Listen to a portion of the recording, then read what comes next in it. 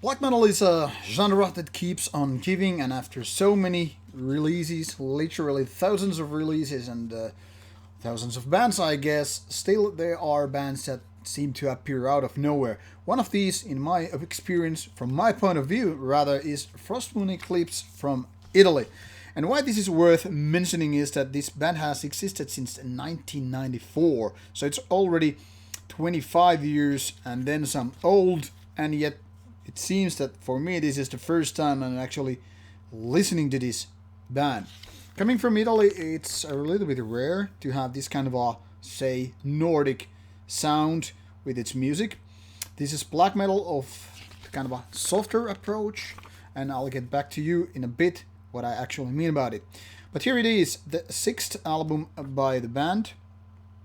As you can see, this is the lineup, which by the way consists only one original member anymore, and the rest have joined a little bit later. One of the older ones is as late as 1998, and then 2000 something, and 2008, and whatever. So it's like a band of various degrees of experience. And here's once again the inlay for Worse Weather to Come. An interesting title, by the way, because it is so much choked with immortal and the like that it's about a weather metal. I mean, I like the metaphor here with the title, but then again, I cannot stop thinking it's one of those weather black metal bands singing about frosty moons and, oops, did I actually say that?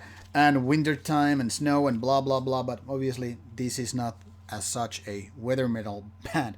Now, Frostmoon Eclipse, with this album, they are very much of Nordic style. They have acoustic guitars, which are not that common anyway nowadays. But back in the 1990s, obviously, especially mid or late 90s, it was kind of a common thing to have. So it might feel a little bit weird, like, why do you have some embarrassing things like acoustic guitars there? But I mean, listen to some early Dissection or Satyricon, and you're pretty much like, hey, that's what's going on.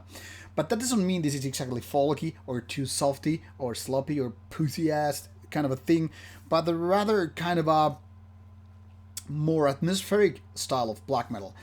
They do, however, have also those faster parts, which are there to kind of create a sort of a contrast with this kind of a black metal. But like said, it's kind of Nordic style. You have those kind of melodies, yeah, check.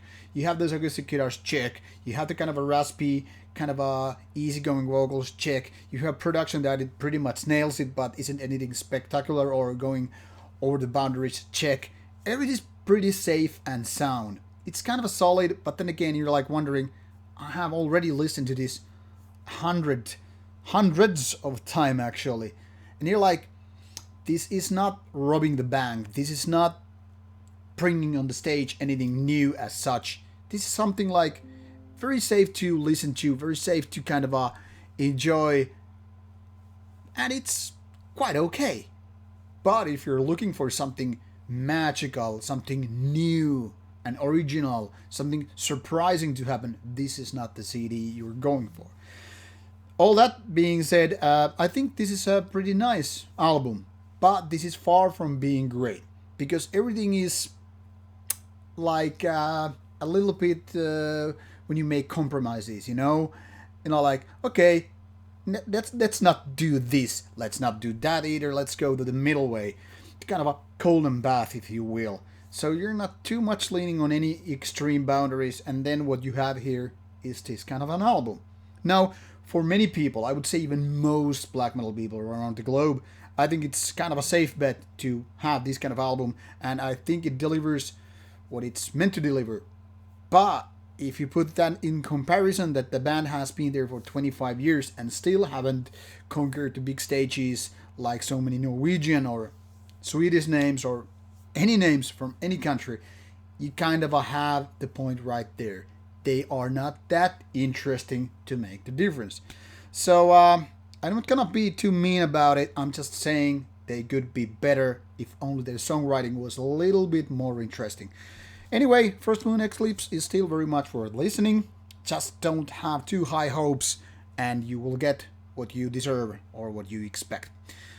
That's all. See you soon. Ciao.